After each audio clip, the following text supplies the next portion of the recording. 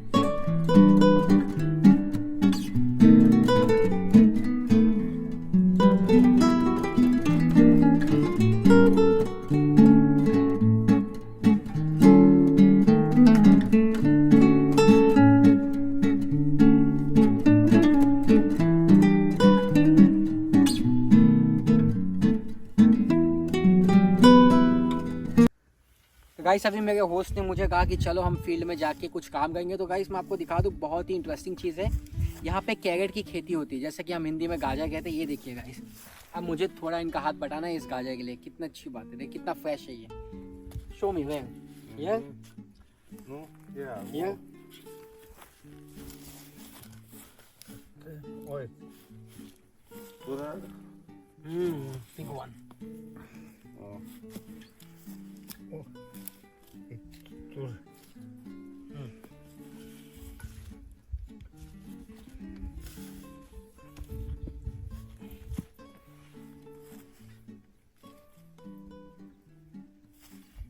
इसलिए शायद गाइस यहाँ के जो लोग रहते हैं इनकी लॉन्जेविटी यानी कि ये बहुत सालों तक जीते, क्योंकि ये फ्रेश फील्ड से खाना खाते हैं।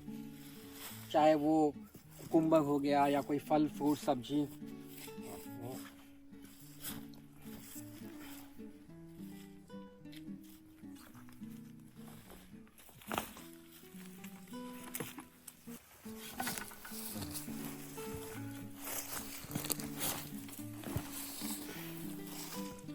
वाह देखिए कितने सारे कैरेट्स हैं यहाँ पे।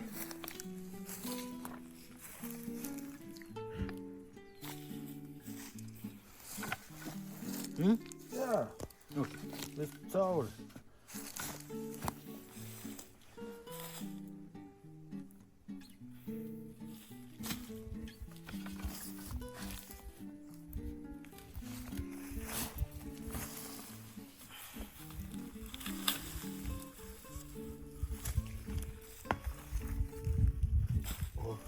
मैंने एक बात और नोटिस की है इसकी, ये लोग यहाँ पे फर्टिलाइजर्स यानी कि खाद का इस्तेमाल ज़्यादा नहीं करते। हर एक चीज़ ये नेचुरली उगाने की कोशिश करते हैं। अब मेरा काम है यहाँ खोदना, इनका काम है कैरेट्स को निकाल के फिर बाद में इस कैरेट्स को हम ले जाएंगे वहाँ वॉश करेंगे।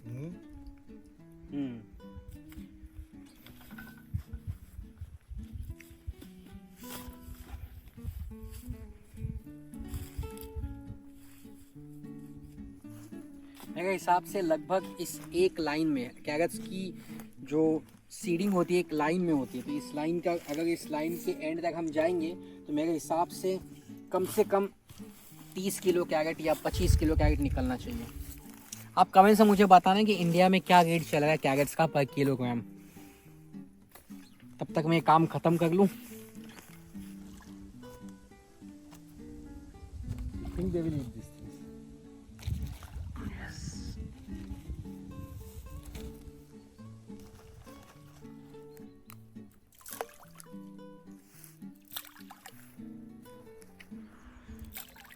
गाइस यहाँ पे एक छोटा सा तालाब है और मेरे होस्ट ने कहा है कि आपको फ़िश को जाके फीड करना है। तो ये मछलियों का खाना है गाइस, मैं थोड़ा थोड़ा डाल देगा हूँ।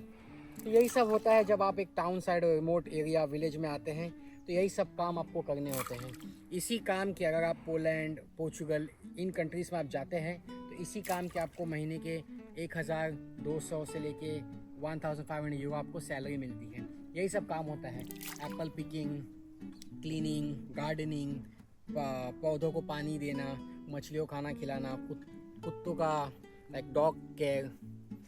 चलिए ये ख़त्म करने के बाद हमें जाना है और एप्पल पिकिंग करनी है, क्योंकि वहाँ एप्पल, बहुत सारे एप्पल ऐसे हैं जो कि खाने लायक नहीं होते हैं और वो गिर जाते हैं पेड़ से पक के और वहीं वो सड़ने लगते हैं। तो उन्होंने कहा, होस्ट ने कहा कि अगर आपको तकलीफ़ नहीं है तो आप ये कर सकते हैं। मैंने बोला क्यों नहीं, किसी की मदद करना अच्छी बात है। वैसे ही बहुत बुज़ुर्ग है वो, उनकी एज 70+ है, सो मदद करना कोई बुरी बात नहीं। इसी तरह से आपको भी बहुत सारी अच्छी चीज़ देखने मिल जाएगी। चलिए मछलियों का खाना ख़त्म होने ही वाला है, अब हम जाएंगे एप्पल की ओर।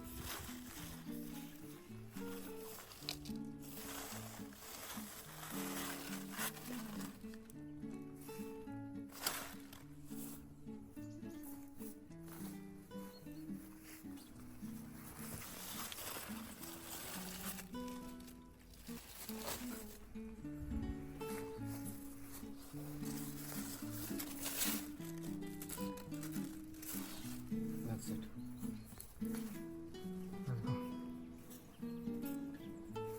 और हनी भी है।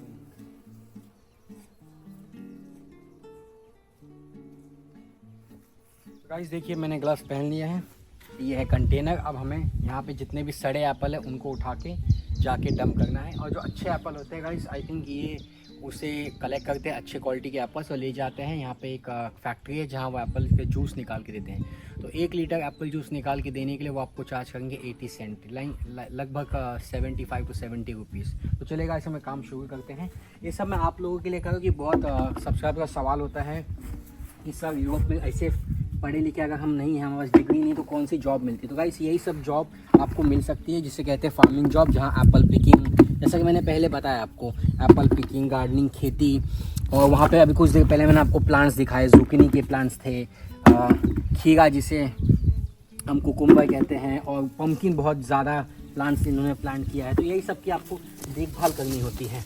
अब हम इसे कलेक्ट करेंगे सब जितने रॉटन एप्पल्स हैं यहाँ पे, क्योंकि ये फिर मॉस्किटोज, अदर इंसेक्ट्स को यहाँ पे न्योता देने के बराबर होता है।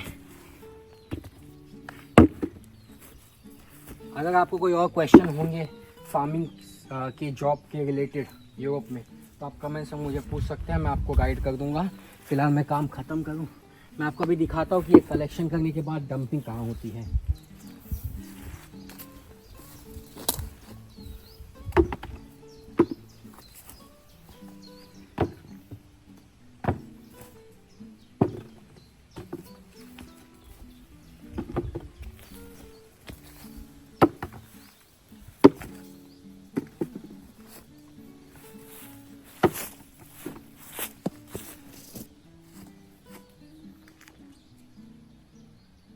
चलिए अब हम इसे डंप करेंगे।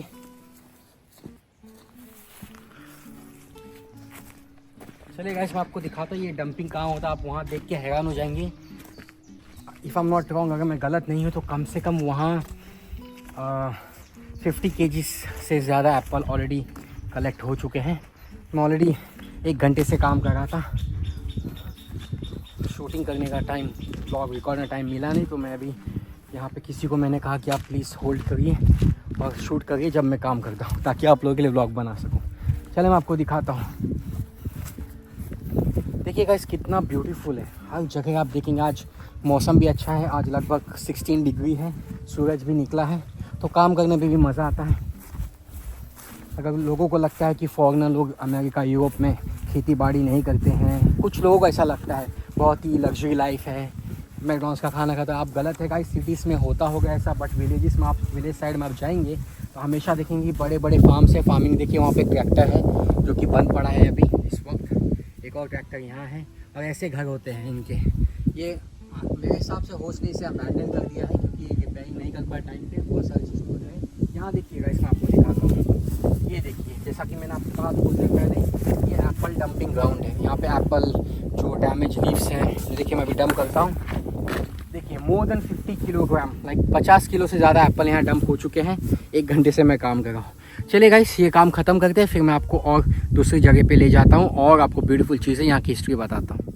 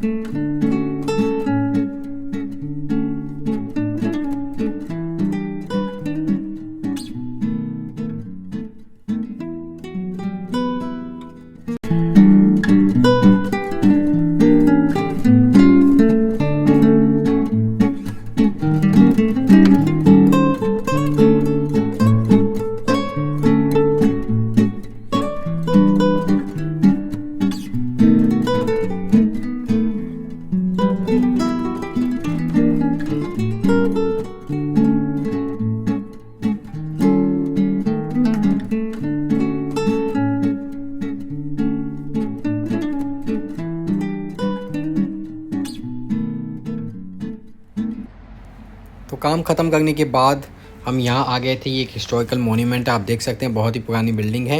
गवर्नमेंट अभी इसे रिस्टोर करी है, बट यहाँ जो मेरे ओनर्स जो होस्ट थे वो भी मेरे साथ आए थे।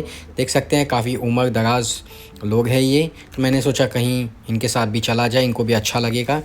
ये बहुत ही इंपॉर्टेंट बिल्डिंग है और यहाँ लोग घूमने आते हैं, टूरिस्ट लोग। और ये जो जहाँ मैं बैठा हूँ ये भी बहुत इंपॉर्टेंट है। तो ऐसे ही कुछ छोटे मोटे जगह इनके साथ मैं एक्सप्लोर कर रहा था। उसके बाद अभी हम जाएंगे एक चर्च के पास, वहाँ मैं आपको उस चर्च की खासियत बताता हूँ।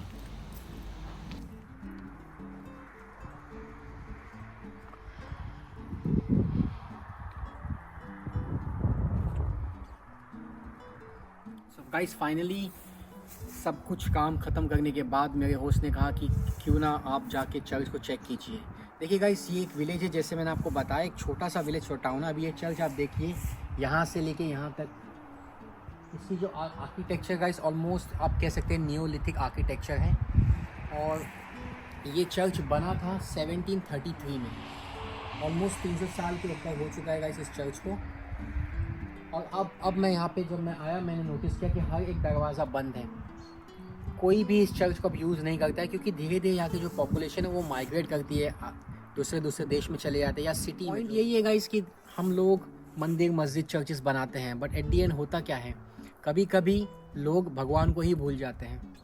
तो यहाँ देखिए गाइस, एक भी इंसान यहाँ प्रार्थना या प्रे करने आता ही नहीं है। तो यह है खासियत रिमोट एरियाज में जब आप जाओगे, काफ़ी सारे आपको बंजर ज़मीन, घर, वीरान घर मिलेंगे और चर्चेस मिलेंगे जहाँ कोई आता ही नहीं है।